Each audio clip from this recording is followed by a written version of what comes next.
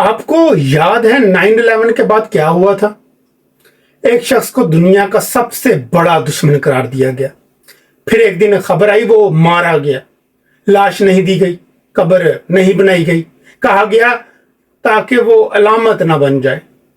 تاریخ ہمیں کیا سکھاتی ہے کہ جب ریاست کسی کو مکمل خطرہ سمجھ لے تو کہانی صرف گرفتاری پر ختم نہیں ہوتی۔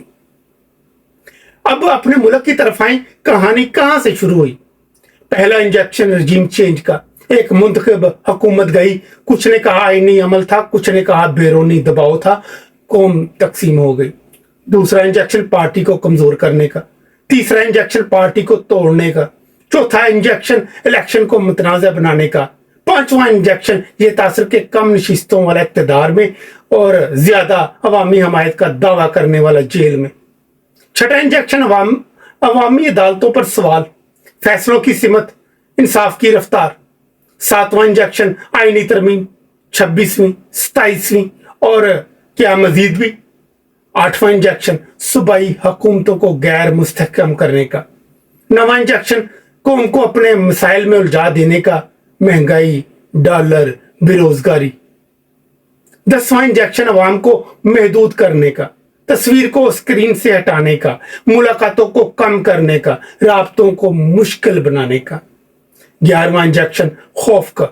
12واں انجیکشن جنگ کو بیانیے کے طور پر استعمال کرنے کا، کبھی اندرونی خطرہ، کبھی بیرونی خطرہ، کبھی افغانستان، کبھی عالمی طاقتیں۔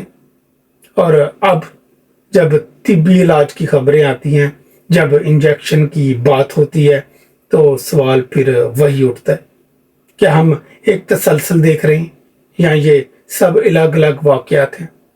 میں فیصلہ نہیں دے رہا، میں صرف ترتیب دکھا رہا ہوں۔ تاریخ کہتی ہے علامت کو ختم کرنے سے پہلے اسے تنہا کیا جاتا ہے، اس کی آواز کم کی جاتی ہے، اس کے حامیوں کو ٹھکایا جاتا ہے۔ مگر اصل سوال یہ ہے، اگر کل کوئی بڑا واقعہ ہو جائے تو کیا قوم جاگے گی یا صرف دیکھتی رہے گی؟ سب سے خطرناک انجیکشن گولی نہیں ہوتا، سب سے خطرناک انجیکشن بے حسی کا ہوتا ہے۔ سوچیں، کہانی کہاں سے شروع ہوئی تھی اور آج کہاں کھڑی ہے؟